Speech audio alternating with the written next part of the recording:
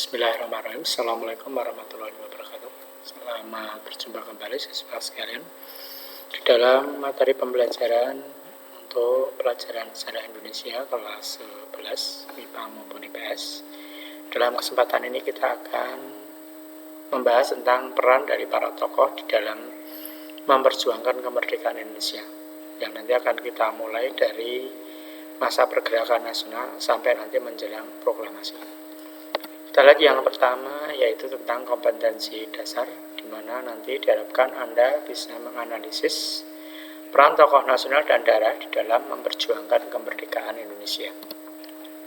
Sehingga dari kompetensi tersebut kita akan jabarkan di dalam tujuan pembelajaran. Yang pertama, siswa dapat mendeskripsikan tentang biografi tokoh nasional dan daerah di dalam memperjuangkan kemerdekaan. Kemudian yang kedua, yaitu mendeskripsikan tentang peran tokoh nasional dan daerah tersebut. Kemudian yang ketiga, menganalisis tokoh berdasarkan masa perjuangannya. Dan yang keempat, yaitu menyimpulkan peran tokoh nasional dan daerah dalam perjuangan mencapai kemerdekaan Indonesia. Nah, sekarang kita coba lihat satu persatu gambarannya seperti ini. Dari tokoh perjuangan pada masa pergerakan nasional, kita akan banyak melihat di antaranya yang kita coba lampirkan di sini. Ada tokoh Wahidin Soedirohusodo dan seterusnya. Kita lihat satu persatu. Ada tokoh Wahidin Soedirohusodo yang nanti banyak mengilhami munculnya kaum terpelajar, di mana beliau pada awal abad ke-20 berkeliling Jawa dalam rangka menggalang dana pelajar atau study funds guna membantu penyelenggaraan pendidikan bagi kalangan pribumi yang dianggap kurang mampu. Sekaligus yang kedua, pada waktu berkeliling sampai di Batavia atau Jakarta, nanti menemui pelajar Stovia dan menyampaikan pemikiran tentang hal tersebut. Hal ini nanti akan menginspirasi berdirinya organisasi Budi Utomo. Kita lihat tokoh yang kedua. Ada Sutomo yang nanti membentuk organisasi Budi Utomo pada 20 Mei 1908, kemudian mendirikan Indise Study Club, kemudian menjadi pemimpin Persatuan Bangsa Indonesia atau PBI pada waktu sudah menjadi dokter. Kemudian yang berikutnya tahun 30 menjadi ketua dari Partai Indonesia Raya, menggabungkan antara PBI dengan Budi Utomo. Kita lihat tokoh yang ketiga, H.O.S. Cokro Aminoto. Ini tokoh yang cukup banyak berpengaruh, di mana nanti ikut dalam organisasi Sarekat Islam sejak 1912, kemudian menjadi anggota Volksrat.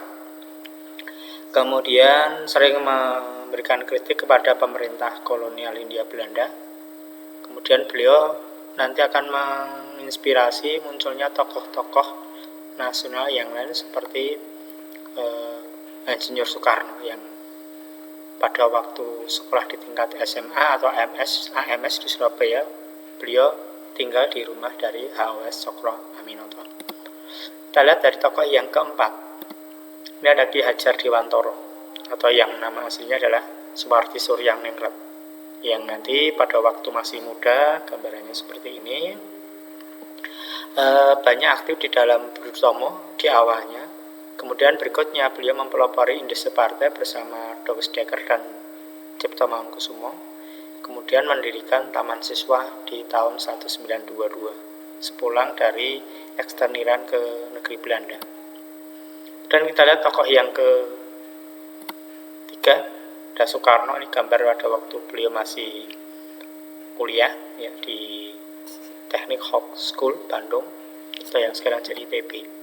Ini punya peran yang seperti itu. Saya kira Anda bisa menerjemahkan sendiri, nanti bisa browsing dari berbagai sumber yang ada di internet.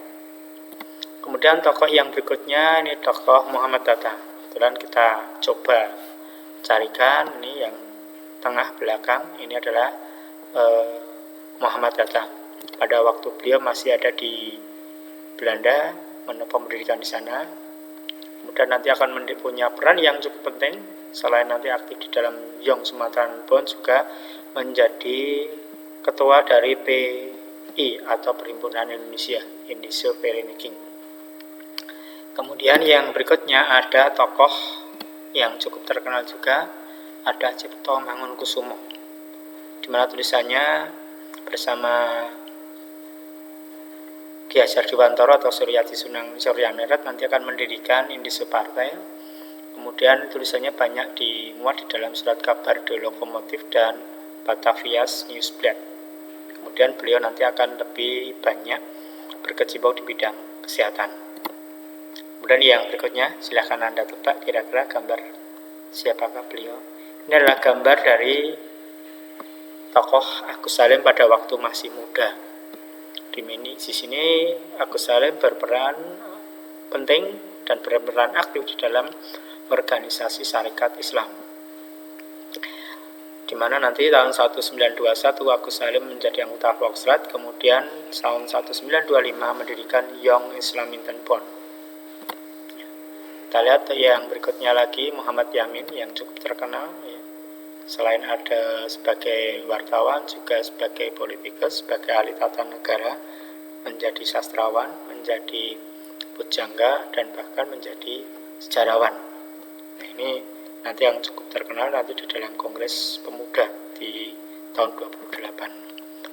Kemudian berikutnya adalah nama Muhammad Husni Tamrin yang mungkin dari siswa di daerah banyak yang tidak memahami, tapi kalau di Jakarta ini banyak yang kenal karena sampai sekarang masih dikenal, digunakan menjadi nama jalan bypass di sana, jalan MH Tamrin. Ini salah satu pahlawan yang berasal dari kaum Betawi. Di sini memimpin organisasi kaum Betawi, kemudian aktif dalam Kemencret, kemudian masuk di dalam Volksrat dan GAPI. Tapi beliau meninggal pada masa akhir kekuasaan dari pemerintah kolonial Hindia Belanda dalam kondisi di penjara. Kita lihat tokoh yang berikutnya, ada tokoh perjuangan yang ada di masa pendudukan Jepang. Ini banyak sekali, ada Yanal Mustafa, ada Tunku Abdul Jalil, Hamatrian, Pang Suma yang di Kalimantan, El Rum Korem di Papua, Supriyati di Jawa Timur, Siras Papari di Papua, Rajiman Widyodiningrat, serta Sultan Syahrir.